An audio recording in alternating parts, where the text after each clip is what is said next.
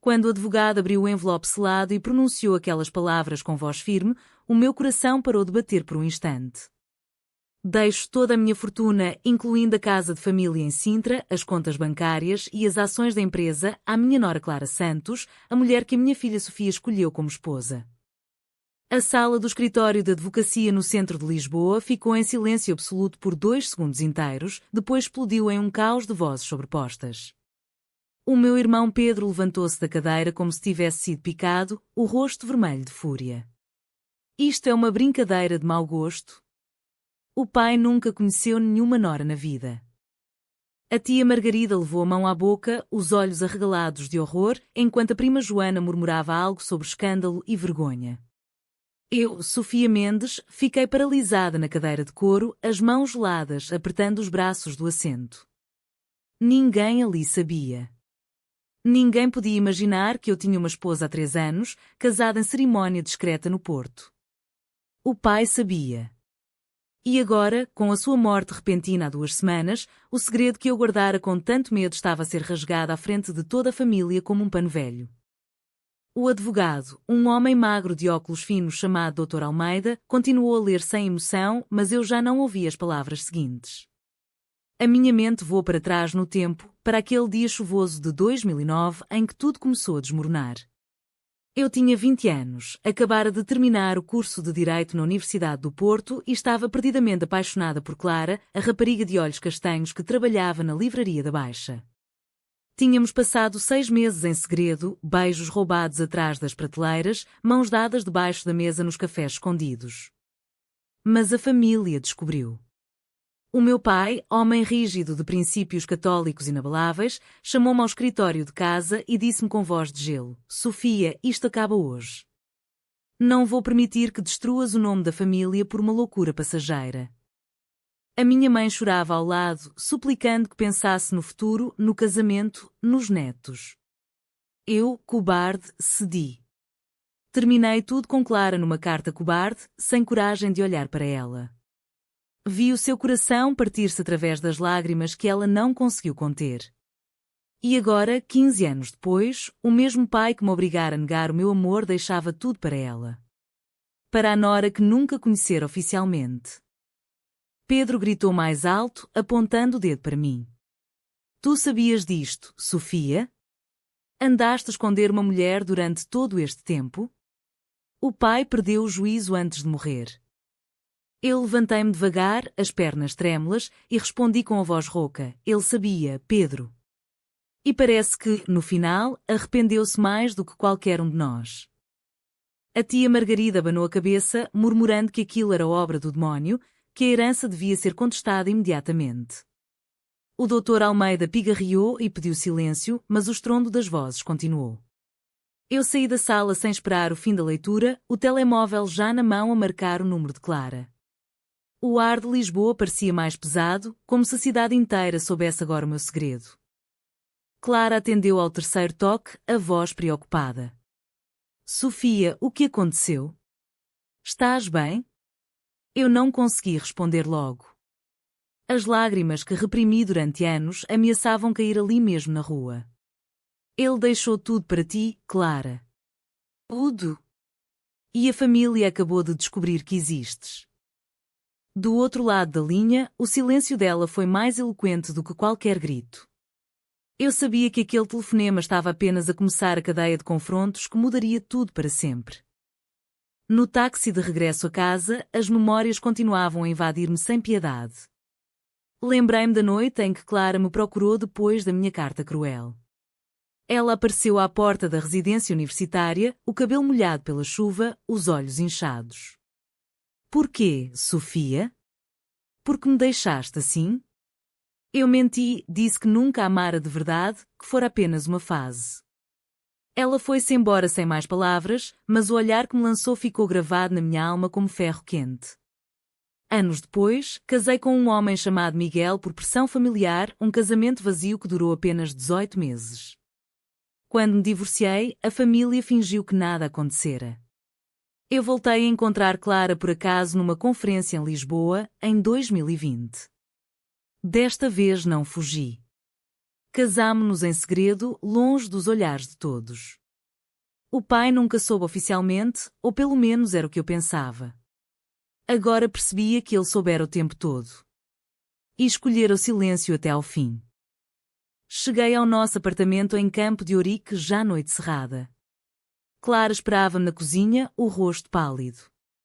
Abracei-a com força, sentindo o cheiro familiar do seu perfume de lavanda. Vamos enfrentar isto juntos, sussurrou ela. Mas eu sabia que o pior ainda estava para vir. A família não deixaria a herança escapar sem luta. E eu carregava dentro de mim a culpa de ter traído nosso amor uma vez. Agora, o pai morto acabara de me obrigar a enfrentar tudo outra vez. Na manhã seguinte, o telefone não parou de tocar. Primeiro foi a minha mãe, a voz trêmula de quem mal dormira. Sofia, filha, diz-me que isto é um engano. O teu pai nunca aprovaria uma coisa destas. Eu respondi com calma fingida, mãe, ele aprovou. Deixou tudo escrito e assinado há 2 anos. Ela desligou a chorar. Depois veio Pedro, já com um advogado próprio ao lado. Vamos contestar, Sofia. Isto é manipulação clara. Tu e essa Clara devem ter influenciado o pai quando ele estava doente. Eu ri-me sem humor influenciado. Ele nunca a viu pessoalmente, Pedro. Mas sabia tudo. A conversa terminou com gritos e ameaças de tribunal. Clara e eu sentámo-nos na varanda pequena a olhar para os telhados de Lisboa. Ela segurava a minha mão com força. Eu recebi uma carta dele, Sofia. Há 3 anos. Nunca te contei porque prometi que não o faria. O meu estômago deu um nó. O quê? Clara levantou-se e foi buscar uma caixa velha escondida no fundo do armário. Dentro estava um envelope amarelado com a letra firme do meu pai. Li em voz alta, a voz falhando a cada frase. Cara Clara, sei que a minha filha te ama e que eu a forcei a afastar-se de ti. Fui um cobarde. Se algum dia precisares de alguma coisa, esta é a minha forma de pedir perdão. Guarda este segredo até eu partir. A data era de 2022, pouco depois do nosso casamento secreto. O pai contratara um detetive privado. Sabia de tudo. E guardara silêncio para não destruir a família. As lágrimas caíram sem controlo. Eu traíra Clara uma vez por causa dele. Agora ele traíra a própria família por causa de nós. O peso da culpa esmagava-me o peito. Por que não me contaste? Perguntei. Clara baixou os olhos. Porque tinhas medo de enfrentar o passado. Eu quis proteger-te. Nessa tarde, a família inteira apareceu sem aviso no apartamento. Pedro, a mãe, a tia Margarida e 2 primos. Entraram como um furacão. Explica-nos isto agora, Sofia, exigiu Pedro, atirando uma cópia do testamento sobre a mesa. A mãe olhou para Clara como se ela fosse um fantasma. Tu és a nora? Clara ficou de pé, serena. Sim. E amei a vossa filha quando ninguém mais teve coragem. A discussão durou horas. Acusações voaram como facas, manipulação, heresia, traição ao sangue. Eu revivi cada momento do passado enquanto eles gritavam. Lembrei-me do dia do meu 21º aniversário, quando o pai me obrigara a ir a uma missa especial para curar a minha alma. Clara esperara-me na estação de comboios durante horas, mas eu nunca apareci. Agora, ali na sala de estar, eu via o mesmo olhar de dor nos olhos dela. Basta, gritei finalmente. O pai arrependeu-se. E eu também. Vocês não fazem ideia do que me obrigaram a perder. A mãe chorou baixinho. Pedro saiu batendo a porta. A tia Margarida murmurou que nunca mais falaria comigo. Quando a porta se fechou, o silêncio que ficou foi mais pesado do que os gritos. Nessa noite, Clara e eu caminhámos pelas ruas de Alfama. As luzes da cidade tremiam no Rio Tejo. Eu perdoo-te, Sofia, disse ela baixinho. Mas tu precisas de perdoar-te a ti mesma. Eu parei e abracei-a ali mesmo, no meio da rua estreita. Pela primeira vez em 15 anos, senti que o peso do passado começava a aliviar. Mas sabia que a luta estava apenas a começar. O tribunal seria o próximo passo. E a opinião da comunidade, os velhos amigos da família em Sintra, tudo viria atrás como uma onda. Os dias seguintes foram um turbilhão de reuniões com advogados. O Dr. Almeida, explicou que o testamento era sólido, assinado perante 2 testemunhas e um notário. A contestação vai ser difícil, disse ele. Mas a família pode alegar incapacidade mental do falecido. Pedro contratara um dos melhores escritórios de Lisboa. A mãe telefonava todos os dias, ora a suplicar, ora a acusar. O teu pai estava doente, Sofia. Não sabia o que fazia. Eu respondia sempre a mesma coisa, ele sabia melhor do que qualquer um de nós. Numa tarde chuvosa, fui sozinha à casa de Sintra onde cresci. A propriedade que agora pertencia legalmente a Clara. Abri a porta com a chave que o advogado me dera. O cheiro a madeira antiga e livros velhos trouxe-me de volta à infância. No escritório do pai, encontrei uma pasta escondida na gaveta de baixo. Dentro estavam fotografias minhas e de Clara, tiradas por alguém à distância, nós as duas a passear na ribeira do Porto, a rir num café, a beijar-nos discretamente numa praça. O pai soubera desde o início do nosso reencontro. Havia também uma carta inacabada dirigida a mim. Filha, quando leres isto eu já não estarei aqui. Perdoa-me por te ter feito sofrer. O amor verdadeiro não se apaga com ordens. Clara é a tua família agora. As lágrimas molharam o papel antigo. Quando regressei a Lisboa, Clara esperava-me com o jantar pronto. Contei-lhe tudo. Ela leu a carta em silêncio e depois sorriu com tristeza. Ele era um homem bom, apesar de tudo. Nessa noite, pela primeira vez desde o funeral, dormimos abraçadas sem pesadelos. Mas o telefone tocou às 3 da manhã. Era Pedro. Temos uma audiência marcada para daqui a 2 semanas. Prepara-te, Sofia. Vamos pôr tudo em tribunal. Desliguei sem responder. A comunidade começou a murmurar. Amigos de infância de Sintra telefonavam fingindo preocupação. É verdade que tens uma mulher? A tia Margarida publicou um post nas redes sociais da família, velado mas venenoso, sobre valores tradicionais que se perdem. Eu sentia o julgamento como uma parede invisível. Clara, mais forte do que eu, dizia: deixa-os falar. Nós temos a verdade. Mas eu carregava a culpa antiga como uma pedra no peito. Tinha negado o nosso amor uma vez. Agora o destino obrigava-me a defendê-lo publicamente. A audiência no Tribunal de Família foi um circo. A sala estava cheia de jornalistas discretos e curiosos. Pedro apresentou testemunhas, o médico do pai, que falou de ligeiros lapsos de memória, e a tia Margarida, que chorou ao descrever a influência externa que eu teria exercido. O nosso advogado contra-atacou com a carta que eu encontrara e com depoimentos de 2 testemunhas do testamento. Quando chegou a minha vez de falar, a voz tremia. Contei tudo: o amor proibido, a pressão familiar, a separação dolorosa, o reencontro. O meu pai arrependeu-se. Deixou a herança à pessoa que ele sabia que eu amava de verdade. O juiz ouviu em silêncio. Clara, sentada na primeira fila, olhava-me com orgulho. Na pausa, Pedro aproximou-se de mim no corredor. Tu destruíste esta família, Sofia. Eu respondi baixinho: não. Vocês destruíram o meu amor há 15 anos. O pai apenas tentou reparar.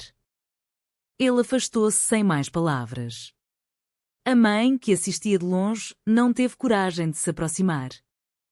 Nessa noite, em casa, Clara e eu revimos os momentos difíceis. Lembras-te do dia em que te mandei embora? Perguntei. Ela assentiu. Nunca te culpei. Sabia que tinhas medo. Pela primeira vez, chorei abertamente nos seus braços. O passado e o presente fundiam-se numa dor libertadora. O pai, mesmo morto, estava a forçar-me a curar as feridas que ele próprio ajudara a abrir. Os jornais locais publicaram a notícia com títulos sensacionalistas. Herança milionária para a esposa secreta. Amigos antigos cortaram contacto. Mas também apareceram mensagens de apoio de desconhecidos, de outras mulheres que viveram o mesmo. Pela primeira vez senti que não estava sozinha. A sentença saiu 3 semanas depois. O juiz manteve o testamento na íntegra. O falecido estava plenamente capaz e agiu segundo a sua consciência. A família perdeu. Pedro saiu do tribunal sem olhar para trás. A mãe telefonou-me nessa noite. Sofia, podemos conversar? Encontrámo-nos num café discreto em Belém. Ela chorou durante quase 1 hora. Eu tinha medo, filha. Medo do que as pessoas diriam. O teu pai também. Mas ele mudou antes de morrer. Eu segurei-lhe a mão. Eu perdoo-vos. Mas preciso que aceitem a Clara. Ela assentiu devagar. Foi o primeiro passo. Clara e eu decidimos mudar-nos temporariamente para Sintra, para a casa que agora era nossa. No primeiro fim de semana, organizámos um jantar simples. Apenas nós as duas e a mãe. A tia Margarida recusou o convite, mas Pedro apareceu sem avisar. Sentou-se à mesa em silêncio durante meia hora. Depois disse, talvez eu tenha sido injusto. Não foi um pedido de desculpas completo, mas foi suficiente para começar. Enquanto caminhávamos pelo jardim antigo, Clara apertou a minha mão. Olha para nós. Sobrevivemos. Eu sorri pela primeira vez em meses. O pai deixara-nos mais do que dinheiro. Deixara-nos a liberdade de sermos quem sempre fomos. Meses depois, a vida ganhou uma nova tranquilidade. A casa em Sintra encheu-se de risos novamente. Clara plantou rosas no jardim que o meu pai tanto amava. Eu voltei a exercer direito, agora no escritório pequeno que defendia direitos LGBT. A mãe vinha visitar-nos aos domingos. Pedro ainda mantinha distância, mas enviava mensagens esporádicas. A tia Margarida nunca mais falou conosco, mas isso deixou de doer. Uma tarde, sentada no banco de pedra onde o pai costumava ler o jornal, abri a última carta que ele deixara para mim, guardada pelo advogado. Sofia, filha, quando chegares aqui já terei partido. Quero que saibas que o maior erro da minha vida foi separar-te de Clara. Espero que esta herança te dê a coragem que eu te tirei. Seja feliz. O teu pai que te ama.